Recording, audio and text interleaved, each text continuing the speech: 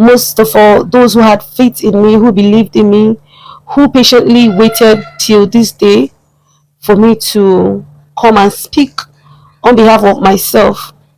So all the good Nigerians out there who during this trying period showed their immense support by checking up on me, calling to know how I'm doing, I want to say thank you to everybody.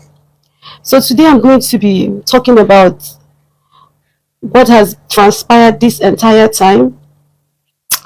The past 3 months has been, I can't say it has been hell, but in every situation, I want to say, I want to give thanks to God.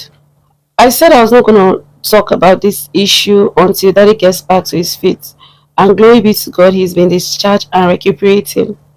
Um, a lot has happened, not just the event of the past few months.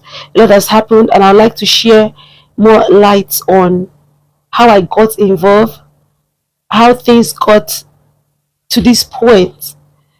And I'm not talking because I need people to sympathize with me. No, that's not the essence of this. I'm talking because I feel like I have been used, and I hope you guys are patient enough to at least listen to the entire story, because it means a lot to me for people to know what really transpired, what really happened. Then if after listening to me you feel like, oh, I'm wrong, fine. I'll leave the judgment to you people. So how did I get involved in all this in the first place? Firstly, how did I get involved with this family? The John Okafor family, Mr. Ibu family. The first and most important question I get all the time from people, mostly on my comment section, is, oh, don't she have a family? Don't she have parents? Leave this family alone, and all of that. I would like to start addressing from those kind of comments. So many years ago, my dad passed on, may he so rest in peace. He was in the Nigerian army. He was a very good friend to Mr. Ibu, who is now a father figure in my life. When my dad passed on, Mr. Ibu himself was at the burial.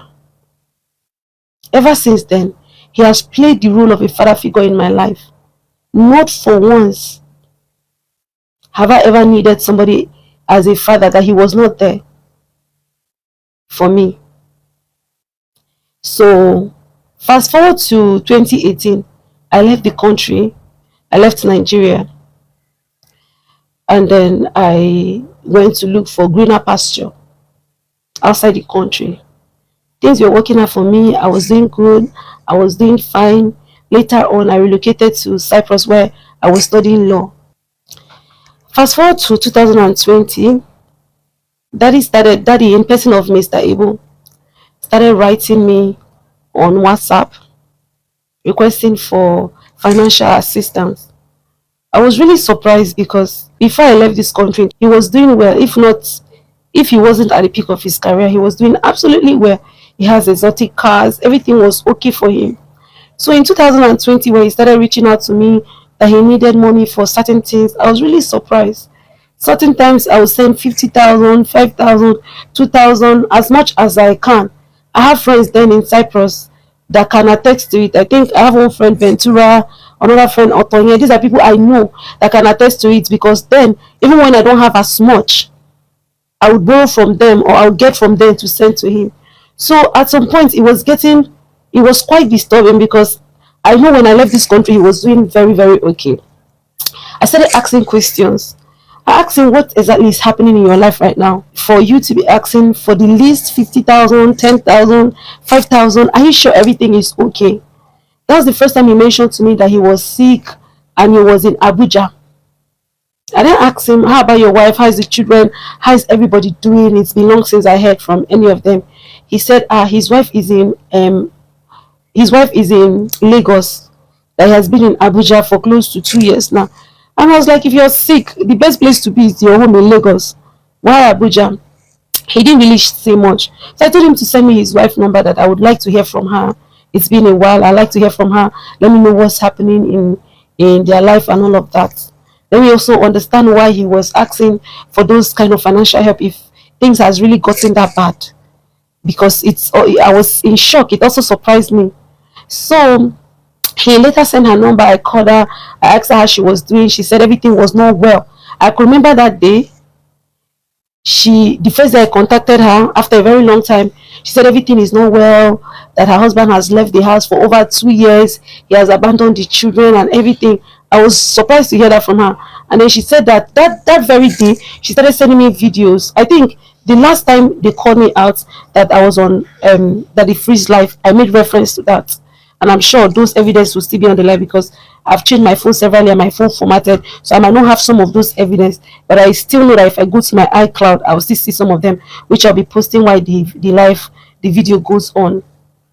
So around that period, she was crying over the phone. When I asked her how things were going, she said that daddy in person of Mr. Igbo has left the house for over 2 years, abandoned her with the kids, that things were really bad for her.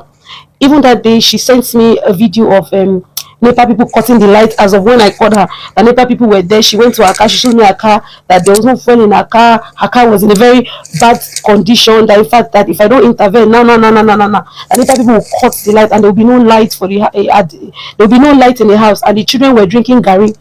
That there was no food in the house for the children. That they were drinking gari. That things has gotten real bad. That since Daddy was in Abuja, he was not really in a very good state to help them and support her. And for her, she's not doing any work. She according to her, she married him. She has not had any job. She has not done anything. She has no means of sustaining the family. I mean, she totally depends on him to be able to sustain the family and pay school fees for the children.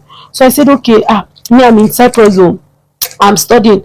I showed her some of my school stuff. I'm studying law. This is where I am. We're trying to catch up with each other. And I told her this is where I am right now. But I'll try and see if I can raise at least 100,000 and send to her so that she can sort out the little she can solve. She said, okay. That day I sent her 100,000. The proof of that is the proof of that 100,000 I sent her is in the the previous live video I did with Daddy Freeze. I sent her 100,000 naira. She called me, she thanked me, said that 100,000 will go a very long way for her. I said, okay. Subsequently, I will keep in touch. That was my first encounter with her after a very long period of time. But that was my first time talking to her after a very long period of time, after I left the country and everything. So from there, she started chatting me every day. We were talking. Subsequently, she would send me, for every single time we were having conversation, it was about the issues in the house and all of those things. And at the point, she started complaining to me that she's not able to reach Daddy on the phone, in person of Mr. Ibu. And when she calls him in Abuja, he doesn't pick and all of that. So she asked me to call Daddy on her behalf and talk to Daddy that Daddy should send something for her and the kids. And I've been supporting her in the little way I can during that period. My friends in Cyprus, I can call their names here. I'm sure most of them are still alive, although I'm not in contact with some of them because I've left Cyprus for a while. They are aware. Some of them are aware because when I don't have, I'll ask my friend, oh, please help me, I want to send. They know how close I was to the family and how I was always concerned about the family. So at one point I said I was coming back to Nigeria because at that point I was dating someone and we were talking about getting married. So I had a reason to come to Nigeria, and I told her, I said, look, I'm coming to Nigeria. When I come to Nigeria, we'll sit down and talk. Then we'll know how to solve some of all these issues that is going on. So I was also talking to Daddy's son Valentine that was in South Africa. I was talking to so many people in the family that period. So when I came back to Nigeria, I was supposed to come to Lagos. In fact, she was supposed to meet me at the airport, but she couldn't meet up. And then I told her I was going straight to Abuja. I traveled with one other lady, one of their family friend. So we went to Abuja. On getting to Abuja, Daddy was really sick. He was really, really sick. That was the first video that went viral on social media that was giving him medicine. I said, Daddy, take this medicine, take the medicine. I'm sure I'll put it on the screen during the course of the video. So Daddy was really sick. The condition I met him was really bad. I have a lot of videos we made that day. Asking what was happening. He said he's really down for the past 2 years. He don't know what is happening. I said, why haven't you gone home if things are really that bad? Go home and stay with your wife. At least she will take care of you. Now that you are here in this hotel, the name of the hotel he was then was Nana's Suit. You people can go and find out how long that he stayed in Nana's Suit. I heard when I came, I heard he lived in so many hotels in Abuja before finally living in Nana's Suit. I'm sure people that are watching this video, some people will be able to go there and make inquiries. It was in Nana's Suit hotel that I went and found that day. So in that Nana's Suit hotel, there are some other people that were there, some other actors. In the course of this video, I'll be mentioning some names. So if there's anything I'm saying that is lie, people can go and make inquiries. I didn't want to come and say anything, but the things have gotten to the part where I have to speak up, and I have to speak up my truths. I have to say my truth the way it is. That is the essence of telling this story. The way it is. If after knowing my truths, you people still deem it fit to condemn me, it's fine. But at least let it be that I speak. Let it be that I said something. Let it be that I stood up for myself. So when I arrived at that Nana hotel with the lady that is a family friend to them, daddy was really sick. Then I did a video of him being sick and I put it on social media. That video caught the attentions of so many good Nigerians. And then people started reaching out. What's happening to Mr. Ibu? It's been so long we heard about Mr. Ibu. What's happening to all our old Nollywood actors? We haven't been seeing Mr. Ibu. Nobody has been hearing about him for a while now. And there were some good people that were around him around that period. They knew he was sick, but they did not know he was that bad. Benedict Johnson, an Hollywood actor, was there. Labista was there. There's one other man. I don't really know him mutually, but I met him there. It was one of the people that was helping him then. And Bala, Mr. Bala. They had a program running, one political party program that was running on that period. I can't really say much about it because I came and met them in the middle of it. In fact, I later found out that they were the one even sustaining his hotel bill, his food and everything. So when they saw that video, they rushed, they came, Benedict Johnson came over, Labista came over, and some people in Nollywood, they came over. And immediately, it wasn't up to an hour, let me say an hour, 30 minutes, they rushed him to the hospital. He rushed him to the hospital, Zenith Kidney and Medical Center. When they took him to the hospital, I believe Benedict Johnson, by the grace of God, he's alive and healthy. He knows most of. He should be able to relate to most of the things I'm going to say during this period in Abuja. They took him to the hospital. The doctors saw that they saw his former medical reports from the previous hospital he was, and what the doctor said that day, I won't forget. He said, if this medical report that they came with is the state of him, of daddy right now, that means things are really bad. And then I can remember then, if the people that were there can attest to the fact that daddy was saying, death is near, death is near, death is near. I was rebuking him. I said, death is not near, you're not dying anytime soon. So the hospital, they said they had to make a deposit of a particular amount of money. Benedict Johnson and Labista were running around with some other people, the Bala man, they were running around, they were able to raise a certain amount of money, and then they made deposit at that hospital, Zenith Hospital. So they started checking that. I cannot actually give details of his medical condition because I feel like that those are things that are actually personal to him. But I can actually say to some extent the medical condition was really bad. It wasn't a very good report. So they started checking him all over. They had to admit him. They admitted him in that hospital for at least 3 months. And the people that took care of the bill that time, as far as I know, was that group of people that were sustaining him at that hotel. So when I came, the first thing I asked, I called the wife. I said, look, I'm here at the hospital in Abuja. The condition is really bad. If it's possible for you to come. She now said that she doesn't have transport, or that she doesn't have money for flights, she can't come, that they said we're going to arrange money for her to come and all of that. I said, okay. So I spoke to daddy. I said, we need to find a way for your wife to come so that she can actually take care of you.